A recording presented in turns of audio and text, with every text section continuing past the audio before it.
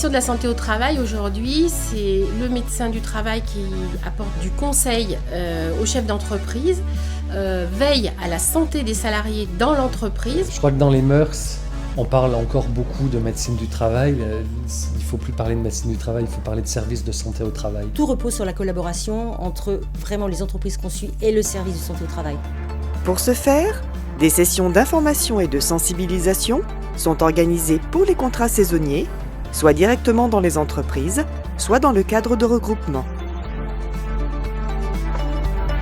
Aujourd'hui, sur l'aire de Tapona, une session de sensibilisation a été organisée pour la société Autogrill. Sur le site, ça représente à peu près une centaine de salariés saisonniers. Programmer des rendez-vous, c'était très difficile.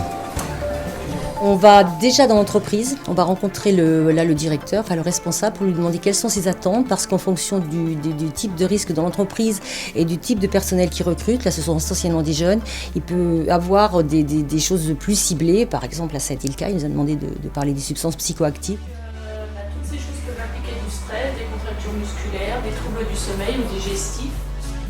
On a particulièrement ciblé les risques qui sont liés aux activités de l'établissement, puisque d'une part une activité de restauration sur lesquelles il y a des risques de glissade, il y a des risques de coupure, de brûlure, etc. D'autre part une activité de station-service sur laquelle il peut y avoir des risques d'explosion.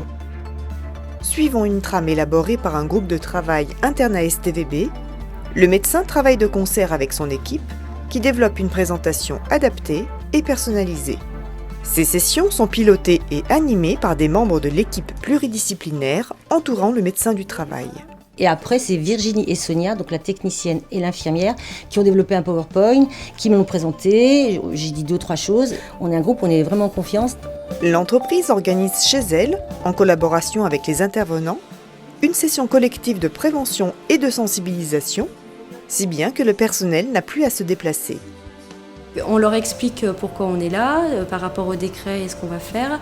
Après, on leur pose la question de qu'est-ce qu'un accident du travail. Aujourd'hui, Aloïs participe à cette session pour son premier travail d'été. Il participe aux questions-réponses avec les professionnels de santé au travail. Personnellement, on peut avoir des problèmes, par exemple avec des clients, ou alors ça peut être des problèmes plus physiques, c'est-à-dire des risques de chute, des risques de se couper, des risques divers et variés. Ensuite, suivant les réponses, on rebondit sur des statistiques d'accidents du travail qui ont lieu par rapport à la branche d'activité de l'entreprise. Une fois qu'ils ont répondu, après on leur fait part donc, des résultats des statistiques et après on déroule les risques par rapport aux statistiques qui sont présents sur la branche. Après l'intervention de la technicienne sur les risques spécifiques de l'entreprise, l'infirmière intervient pour cibler le point de vue médical de cette session de prévention, aussi bien sur les dommages corporels que le stress au travail.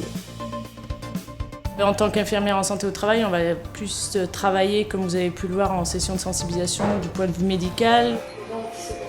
Oui, en tout cas, c'était très intéressant. On a appris beaucoup de choses. On retient surtout qu'il faut faire attention à notre environnement, tout ça, avec nos collègues aussi, parce que c'est important. Il est indiqué aux salariés qu'il est possible de contacter soit le médecin, soit l'infirmière de façon individuelle pour parler d'un problème médical particulier.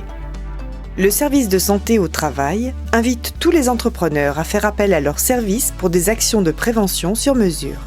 Là, pour moi, sur des contrats courts, c'est beaucoup plus efficace. Quand il y a une vraie relation de confiance, ça se voit dans toutes les entreprises que j'ai côtoyées. S'il y a une vraie relation de confiance, on avance. Vraiment, on avance, on fait des progrès. Dans chaque entreprise, il y a quelque chose à faire pour que les salariés soient mieux demain. Et ça, c'est vraiment notre mission.